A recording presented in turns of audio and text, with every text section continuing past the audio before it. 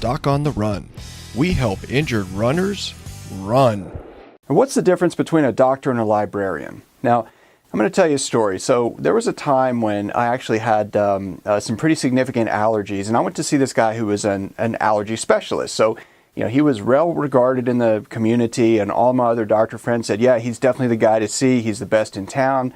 So I went to see him. He had all the right credentials and seemed to be an expert in every possible respect in terms of what we think of as an expert in a field in medicine. So I went to see this guy, and I had a specific question. So, I asked him, like, okay, well, here's what's going on. We did a whole bunch of tests, and then I wanted, of course, to hear his treatment recommendations. But after listening to all that, I had one very specific question for him.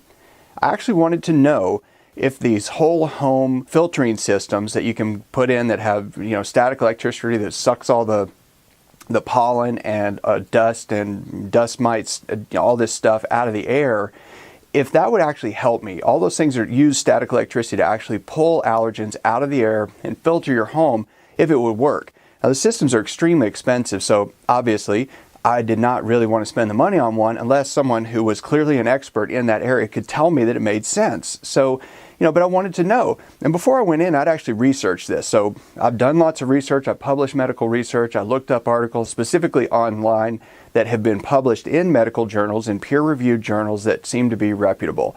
Basically, I could find no evidence of this. So I went to him, and, he's the expert, right? So I said, look, what's your opinion? Do these things work or not? And he said, well, there's no research to show that they're effective in the medical literature. And I said, right. See, I did a Medline search myself, and I came up to that same conclusion. So that's not my question. My question is, in your opinion, are they effective? He again paused, and he said, well, there aren't any studies that show that one way or another. I said, I know. So, and sometimes I get like a little irritated, and I did with this guy. And truthfully, I said, okay, look, I'm going to ask you one more time. In your opinion, you, as the expert, with all of your experience, all of your training, everything that you know about these systems and everything you know about taking care of patients who have allergies, do you believe these things can help or not? And he said, I don't have an opinion because there hasn't been any published research. And when I left there, I was astonished. But when I left there, I was like, man, I want my copay back. I mean, this is a ripoff. I came in here looking for a very specific opinion, and this guy flatly refused to give me one. And so basically what I learned was I actually left there, I'm thinking, this guy is not a doctor, he's a librarian. He's someone that catalogs information and will only present the information that he can find. He doesn't have an opinion. He doesn't have the capacity to form an opinion. He actually doesn't have the ability to give me the information I need. Because as a doctor, in my opinion, he's supposed to be able to take all of the research that has been published and help you understand as a patient what it is that you should do based on all of that research, but also in conjunction with all of his training, all of his experience, all of the times that he's interacted with patients and seen what they've done that's worked and what has not worked. So in an ideal world, we would have research that actually studies everything, every variable, every possible scenario, and then helps you know conclusively what will work and what will definitely not work. The problem is that research studies really don't work out that way. There is almost never a study that shows that something is 100% effective for everybody all of the time, given all of the variables that can go into a patient's given circumstances. When you're a runner, that's even way more complicated because you don't just get injured and want to heal a specific injury like a metatarsal stress fracture or Achilles tendonitis. You want to run. You don't want to just heal the thing. You want to run. You want to heal it as quickly as possible so you can keep running, and you want to figure out why the thing happened in the first place so it doesn't happen again. Unfortunately, there are many doctors that kind of hide behind that stuff and they don't really help you understand what the real possibilities are for you. And when you're a runner, you have to look at every possibility. Now, I recently held a webinar about how to reduce stress and keep running when you have a metatarsal stress fracture. And I was actually shocked, but there was this flurry of outrage and demands for evidence by, doctors, physical therapists, lots of different medical practitioners, and they insisted, even though I was going to talk about this and talk about my strategies and talk about what I teach to physicians at medical conferences, people on Twitter were insisting that you have to tell us right now, right here in 120 characters on Twitter, what the evidence is. And then so I actually wondered about that. So what I did was, I of course invited all these doctors to the webinar. Interestingly, a number of them signed up, none of them showed up. So they didn't even come. And I actually replied to someone directly and said, this is thought, at least you're thinking about this, but I think you should come on and we should talk about it. A couple of them I even invited as a guest on the Doc on the Run podcast and radio silence as soon as I did that.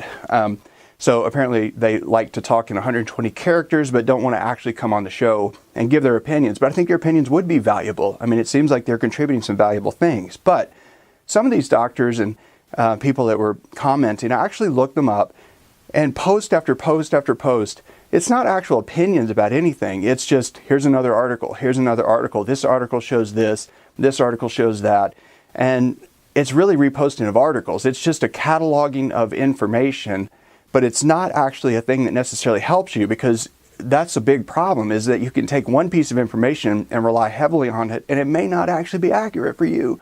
So that's what drives me nuts. Now, I understand a lot about research. I've been a peer reviewer, and a peer reviewer is basically somebody in the same field who reviews articles before they're published in a medical journal. So I've been a peer reviewer for the Journal of the American Podiatric Medical Association. I've been a peer reviewer for the Journal of Foot and Ankle Surgery, and I've done lots of research. I've published research. I've won multiple awards for research.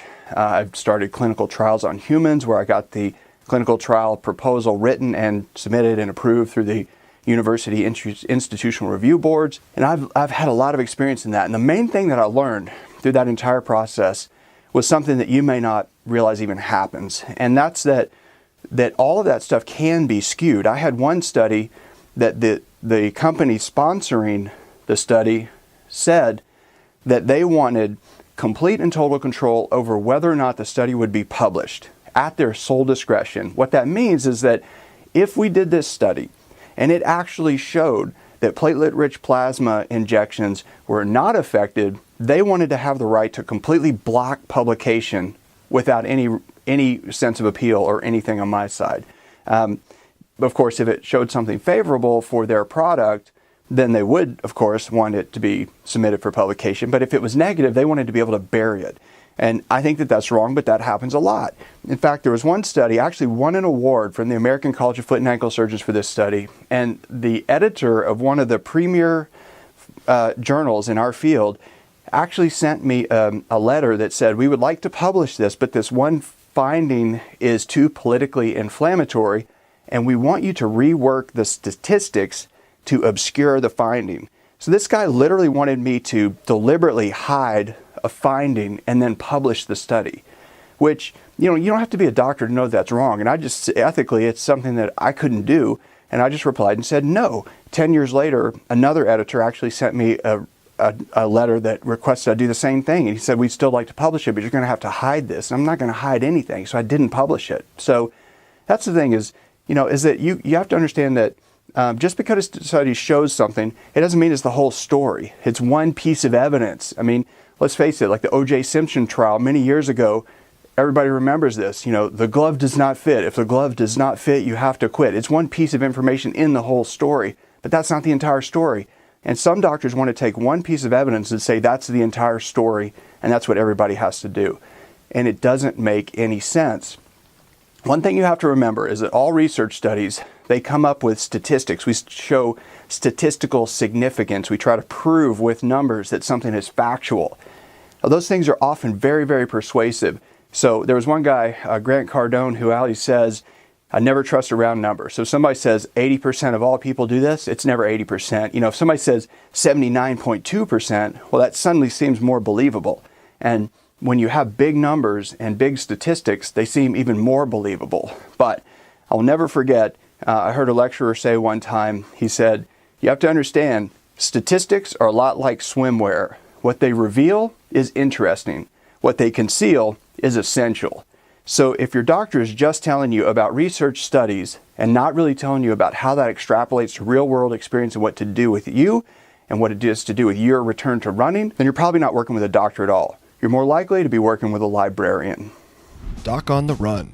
We help injured runners run.